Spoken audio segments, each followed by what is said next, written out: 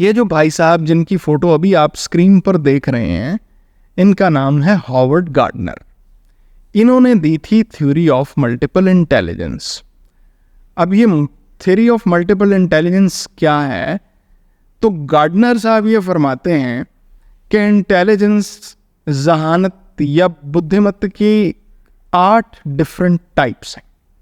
उनमें से एक है विजुअल स्पेशल इंटेलिजेंस, यानी इंसान को स्पेस और विजुअलाइजेशन में उसकी थिंकिंग जो है वो बहुत ज़्यादा स्ट्रांग हो, बहुत बेहतर काम करती हो। जैसे कोई बहुत अच्छा आर्किटेक्ट है, कोई बहुत अच्छा इंटीरियर डिज़ाइनर है।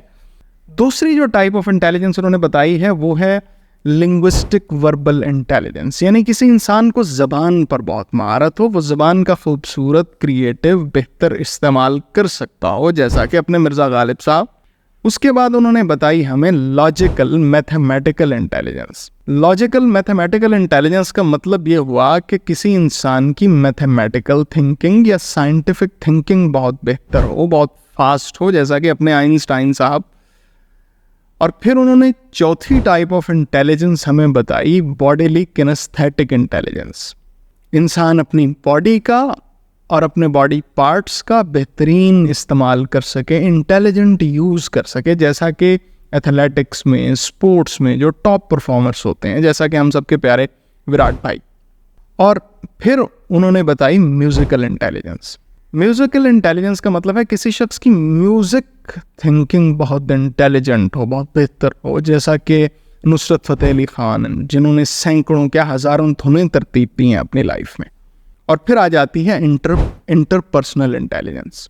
आप यूँ समझ लें कि आपको दूसरे लोगों को समझना और उनके साथ बातचीत करना, उनके साथ खेलना आता हो, जैसा कि एक कामयाब सेल्स पर्सन है जो अपनी प्रोडक्ट बेचने के लिए लोगों को कायल करने में कोई ज़्यादा वक्त नहीं लगाता। और फिर आ जाती है इंट्रापर्सनल इंटेलिजेंस, जैसा कि दुनिया के टॉप एंटरप्रेन्योर्स हैं जो अपनी स्ट्रेंथ्स, वीकनेसेस को अच्छी तरह से समझ के बिजनेस अपॉर्चुनिटीज़ को नेविगेट करते हैं, बड़े बड़े बिजनेस खड़े करते हैं।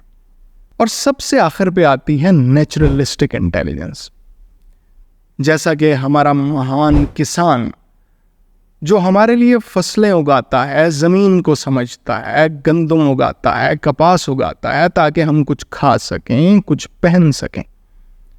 तो बात कुल मिलाकर ये है कि इंटेलिजेंट होने का मतलब सिर्फ ये नहीं है कि आप स्कूल में टॉप करें या यूनिवर्सिटी में गोल्ड मेडल लेकर आएं।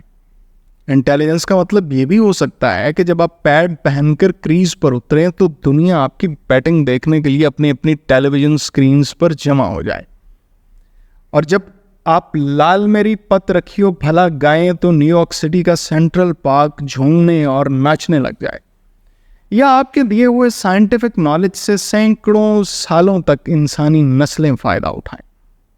As a parent and as a teacher आपकी ये जिम्मेदारी है कि आप अपने बच्चे या अपने स्टूडेंट की टाइप ऑफ इंटेलिजेंस की पहचान करें और उसे उस रास्ते पर लेकर चलें जो उसके लिए बना है।